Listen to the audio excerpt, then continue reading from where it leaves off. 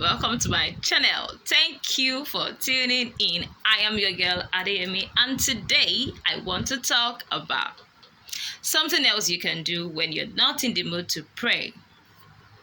Is there a way out? Yes, there is a way out, and that is what I'll be sharing with you. Don't forget to subscribe if you haven't, and hold on, I'll be back.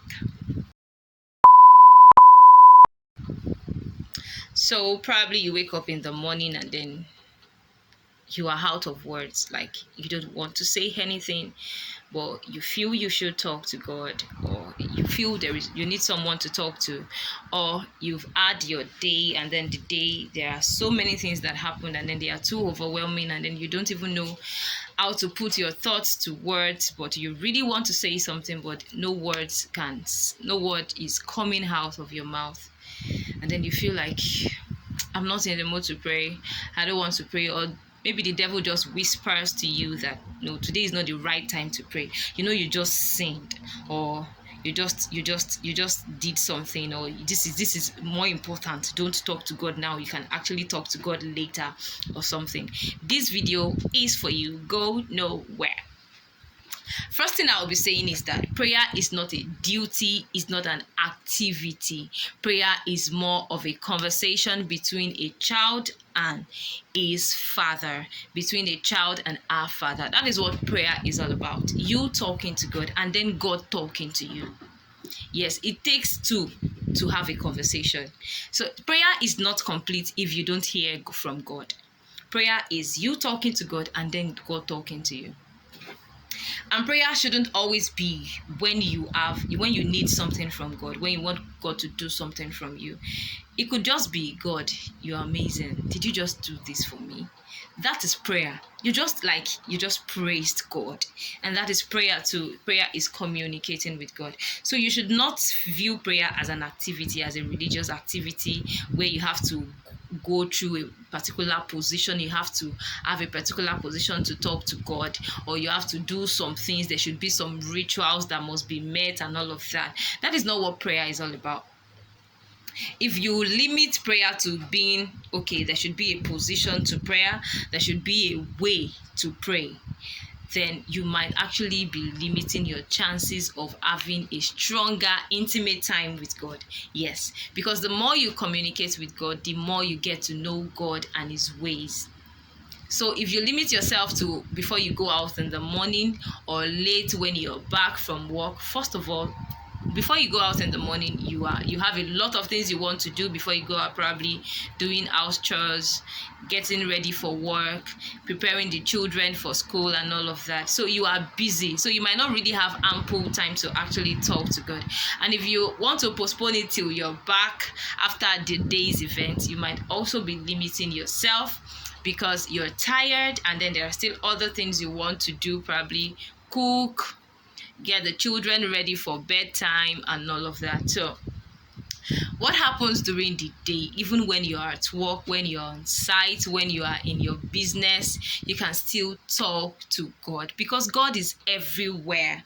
It doesn't mean that there wouldn't be times that you would want to spend quality time with God, but it shouldn't be all the time because you might not have all the quality, or every day might not be the day you would have quality time. You would have the quality time to spend with God.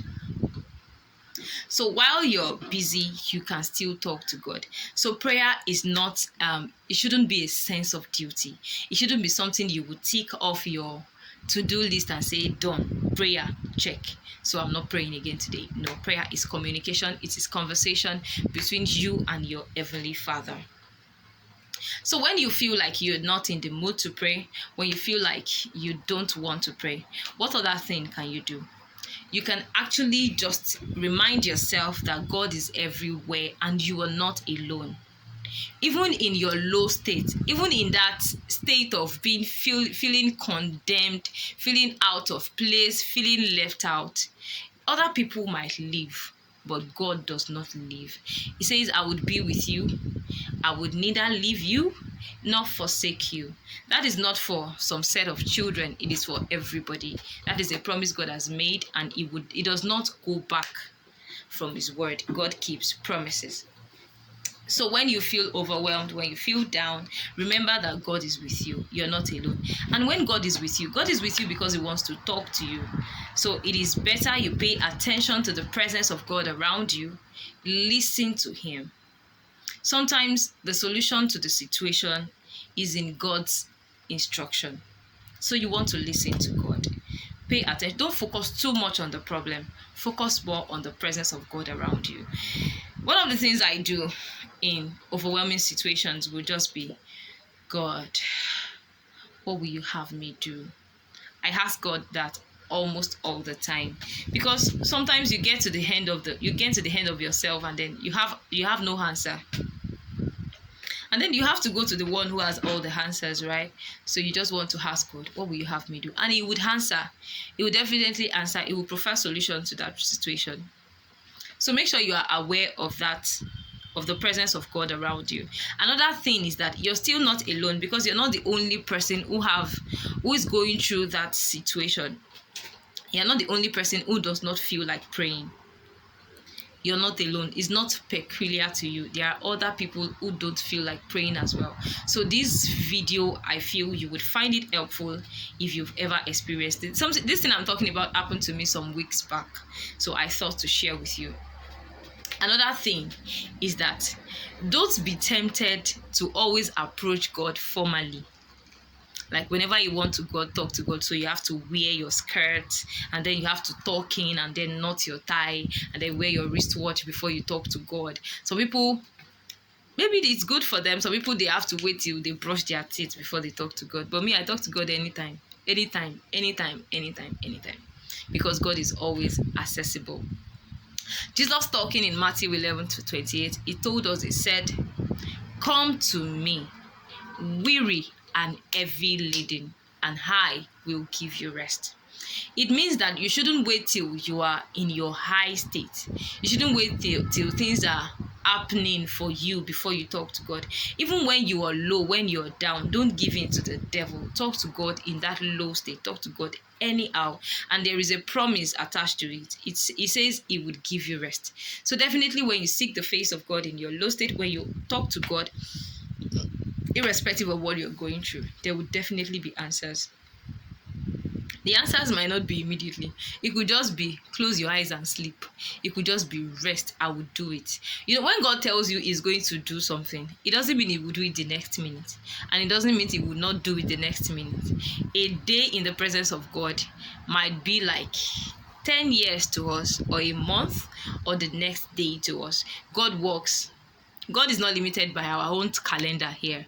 God has his own style of making things happen. And when he tells you to rest, please rest. It might be difficult. Seriously, it might really, really be difficult to rest when the problem is actually showing you, is actually staring at you in the face like, are you sure you want to rest? How will you handle this? How will you handle this? But seriously, when God tells us to rest, let us learn to rest in the promise of God. Jesus is not expecting us to come to the Father perfect, strengthened, complete. If you are complete, if you're perfect, you don't need God. Because prayer is like, it shows our vulnerability. Like, okay, it shows our humility. It shows that, okay, you cannot do this all by yourself. You need God. It shows the vulnerable state of man. That is what prayer is all about. And Jesus said that we should come to him even in our low state. That was why he used weary and heavy laden. So when you are down, when you're not in the mood to pray, Jesus still expects you to come to him. So don't let the devil tell you that this is not the right time to pray. There is nothing like this time is not right to pray. Every time is right to pray. The Bible says that we should pray in and out of season. Pray at all time. Pray without season. Pray every time. So you can communicate with God anytime, every time. Don't allow the devil to limit you and say, no, you have to handle this situation first before you talk to God. No, talk to God about that situation, because sometimes it would inspire you to actually create solutions around that situations. So when you're in that state, ask God for strength. Then tell God what you're going through and ask him for advice. Just make your relationship look like you're conversing with a friend, like, oh dear friend, a friend you trust, that you can tell anything. That is who God is to us. He's a father, and he's a caring father. If you have if you have an earthly father that is very caring, then you might have an idea of what I'm talking about the love of God. The love of God is even more than the love any earthly father can show you or make you to know, because God does not have mood swing. He's not limited by the economic situation of the world. God does not operate with our own, is not limited by the things happening around us. Sometimes your father might not be in the mood to talk to you. You might not be so happy, and then you just want to leave daddy alone. But God is always in the mood. God is always ready to listen. God is always willing to listen and is willing to talk to. So, conversation with God, prayer is not complete without hearing from God. So, as much as you are overwhelmed, as much as you want to pour out your heart to God, make sure you pay attention to listening to Him. God still speaks. He wants to speak to you as well. I believe that you would find this helpful, and until next time, I remain your girl, Adeyemi. Don't forget to subscribe